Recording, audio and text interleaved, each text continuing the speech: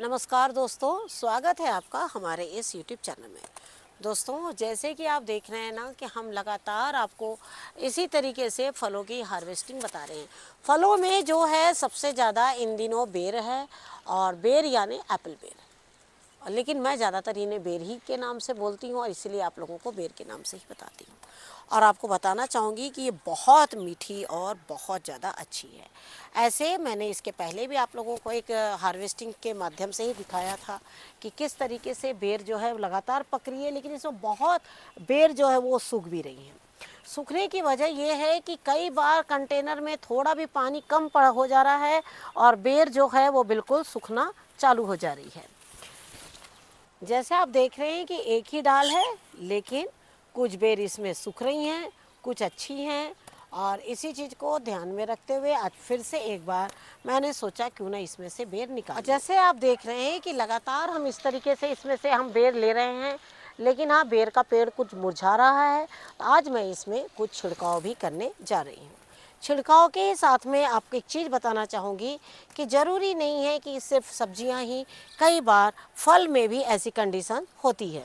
जब हम गार्डनिंग करते हैं तो कीट है, पतंगे हैं, चिड़िया है, ये सभी इस गार्डन के ना हकदार बन जाते हैं। और जब भी मैं ये पिंक अमरूद रखती हूँ वो तोड़ने के लिए, और मैं देखती हूँ कि नेट बांधने के बाद भी देखिए चिड़िया जो है वो इस तरीके से चोंच लगाकर और इन अमरूदों को खा ली।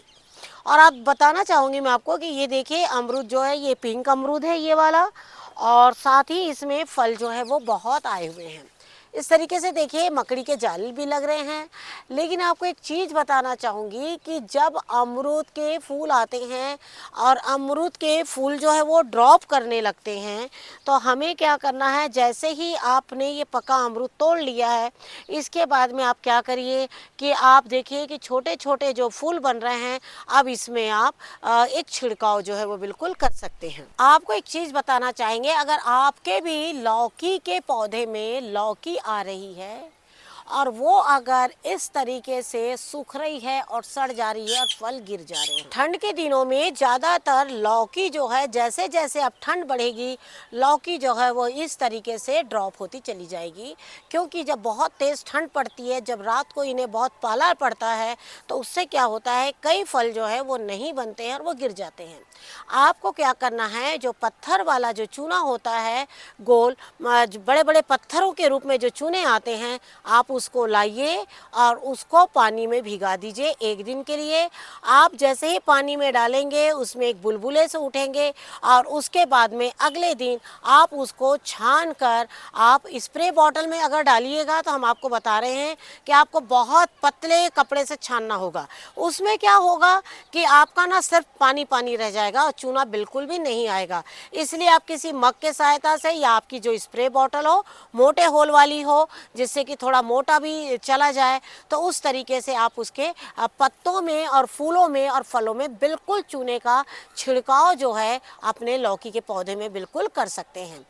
आपको बताना चाहूँगी 1 लीटर पानी में मात्र 1 चम्मच चूना ही बहुत हो जाएगा, क्योंकि जो पत्थर वाला चूना होता है वो बहुत स्ट्रांग होता है। आपने देखा कि हमारे भी लौकी के पौधे में काफ़ी ऐसी लौकी हैं जो बिल्कुल ख़राब हो रही है।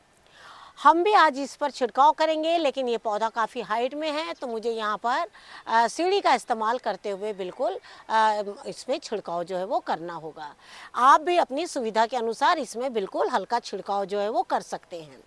करने के बाद आप देखिएगा कि आपके जो फल है ना वो बहुत अच्छे बनेंगे। लेकिन इसके साथ ही आपको एक चीज़ बोलना चाहूँगी, अगर आपके पास भी कुंदरू का पौधा है, और बिल्कुल अब ठंड के दिनों में कई बार कुंदरू जो है थोड़ा सा बिल्कुल जो है वो पत्ते जलने लगते हैं, तो आप क्या करिए कि कुंदरू की नई शाखाएं अब आप बिल्कुल लगा सकते हैं, इसमें से काट के, और कुंदरू की नई बेलों को बिल्कुल लगा सकते हैं। लेकिन अगर आपके कुंदरू में भी कीट हो रहे हैं, आप इसमें भी चूने का जो छिड़काव है बिल्कुल कर सकते हैं। लेकिन जैसे हमने आपसे कहा कि अगर चूने का छिड़काव ही करना है और चूना ही अगर आपको पौधे में डालना है, तो कोशिश करिए कि जो पत्थर वाला चूना है वो बहुत आराम से मार्केट में मिल जाता है, आप उसे लाइए और अपने बिल्कुल पौधों में डालिए और उसको 1 दिन भिगाने के बाद उसे आराम से अपने पौधों में बिल्कुल डाल सकते हैं। इसके साथ ही बोलना चाहूँगी, कोई भी पौधा हो जिसमें भी कीट लग रहे हैं, ठंड के दिन में जब आप देख रहे हैं कि आप काफ़ी इसमें खीरे लगे हुए हैं और अब ये बिल्कुल कीट मुक्त है। हाल ही में हमने इसमें भी एक छिड़काव जो है वो अपना किया था। कई बार आपके साथ वीडियो शेयर कर पाते हैं और कई बार जो है वीडियो शेयर नहीं हो पाते हैं, लेकिन आज हमने सोचा क्यों ना आपको एक ऐसा छिड़काव बताएं जो अभी इन दिनों खास तौर पर ठंड के दिनों में चूने का जो छिड़काव होता है ना, वो बहुत अच्छा होता है, क्योंकि चूने में एक हीट होती है और उससे क्या होता है कि पौधों को ठंड के दिनों में एक गर्मी जो है वो बिल्कुल मिलती है। तो इसलिए इन दिनों जो है वो चूने का छिड़काव बिल्कुल करना चाहिए।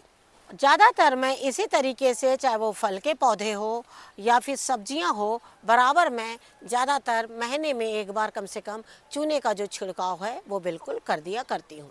ये बहुत अच्छा एक कीटनाशक का भी काम करता है और सबसे बड़ी बात तो ये है कि जब वो जड़ों में जाता है तो कैल्शियम का काम करता है, लेकिन जब वो पत्तों में आता है तो वो एक अच्छे कीटनाशक का काम जो है बिल्कुल करता है।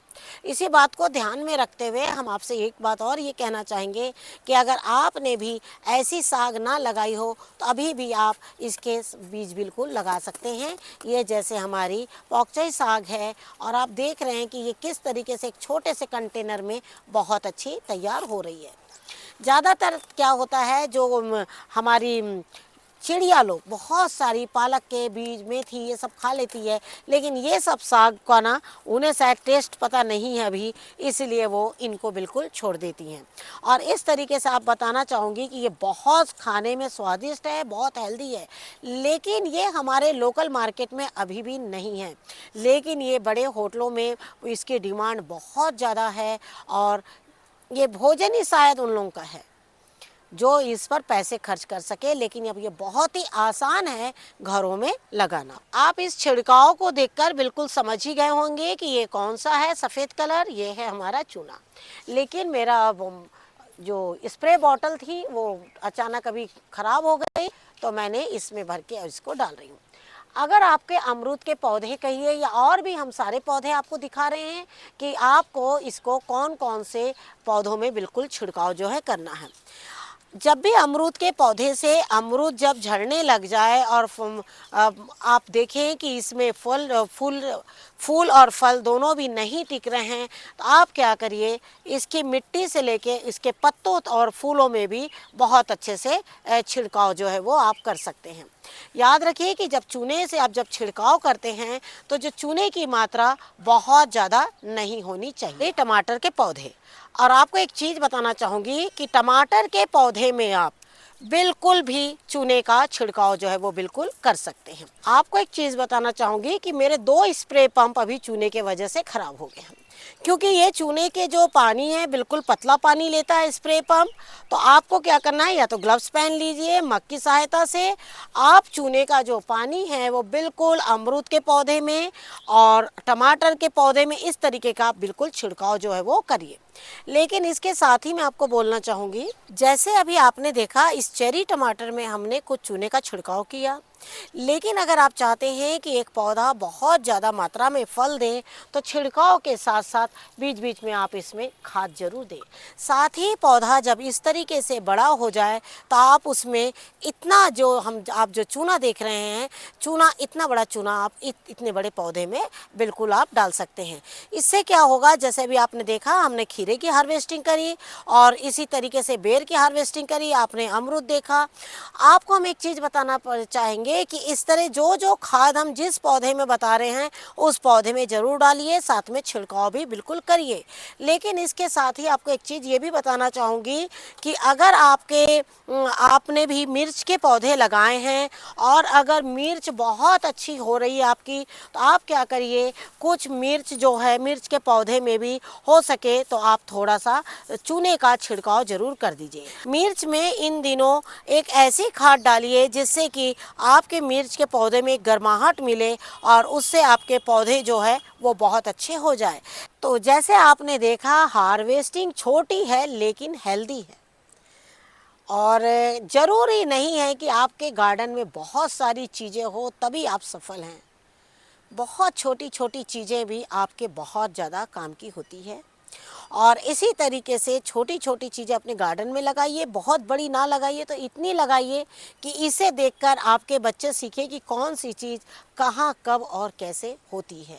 ये सारी चीज़ें हमारे लिए तो ज़रूरी है ये, क्योंकि हमारी जनरेशन ये बहुत सारी चीज़ों को जानती है, लेकिन आज की जनरेशन को आप बोलिएगा कि खीरा कहाँ लगा है, अमरूद कहाँ लगते हैं, धनिया कहाँ होता है, आलू कहाँ होता है, तो वो सारी चीज़ें बच्चे सिर्फ पिक्चर के माध्यम से जानते हैं। हम लोग जैसे लोग हैं जो अभी भी अपनी चीज़ों को संभाल के रखे हुए हैं और हम एक दूसरे के साथ में इन्हीं सब बातों को शेयर करते हैं। और वाकई में अपनी ये छोटी सी हार्वेस्टिंग से आज बहुत खुश हूँ, क्योंकि ये पिंक अमरूद मैं बहुत कई बार तोड़ी, लेकिन आप लोग को नहीं दिखाई क्योंकि मैं लेके चली जाती हूँ उसे घर में। लेकिन आज जब मैंने इसे तोड़ा तो मैंने सोचा क्यों ना आप लोगों को दिखा दूं कि ये बहुत आसानी से होता है। और आप देख रहे हैं लगातार, इसके पहले मैंने छठ पूजा में इसकी हार्वेस्टिंग करी थी, उसके बाद जो बीच में एक हार्वेस्टिंग करी वो आपको नहीं दिखा पाई, और अब जो है वो थोड़ा लंबा टाइम लगेगा क्योंकि आपको मैंने देखा चूने का छिड़काव करते हुए कि वो बिल्कुल छोटे छोटे फल जो है वो आए हुए। तो अब आप चूने का छिड़काव, मिर्च है, टमाटर है, अमरूद है, खीरा है, खास तौर पर अगर सबसे बड़ी कोई चीज़ है तो वो है लौकी, तो उस पर आप ज़रूर करिए। और नए पौधे इसी तरीके से आप देख रहे हैं कि लगातार ये लौकी के किस तरीके से तैयार हो रहे हैं। लौकी है, मिर्च है, बैगन है, और बाकी जो सीड्स है वो नहीं निकले हैं, शायद वो धीरे धीरे निकलेंगे। और ये देखिए यहाँ पर एक करेला भी निकल गया है, ये देखिए। हमने आपसे कहा था करेलों को बिल्कुल लगा लीजिए, निकाल लीजिए, करेले बिल्कुल लगा लीजिए। अभी भी हमारे देखिए पुराने करेले इस तरीके से अभी भी साथ दिए हुए हैं और लगातार जो है करेले हमारे हो रहे हैं। तो अगर आपने करेले के बीज नहीं लगाए हैं तो हम आपसे यही कहना चाहेंगे, आप देख रहे हैं कि किस तरीके से ऊपर ऊपर करेले हैं, इसकी मैं हार्वेस्टिंग करूंगी। और लेकिन आपसे यही कहना चाहूँगी कि जितनी जल्द हो सके करेले के बीज लगा लीजिए। इसी तरीके से छोटी छोटी हार्वेस्टिंग भी करते चले जाइए।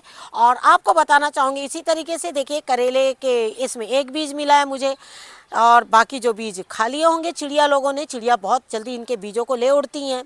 तो जब भी आप समय समय पर हर 20 दिन में इस तरीके से सरसों खली का खाद आप डालते चले जाइए पौधे में, क्योंकि ठंड बहुत है तो पौधे की जब मिट्टी को एक गर्माहट मिलेगी ना तो बहुत अच्छा होगा।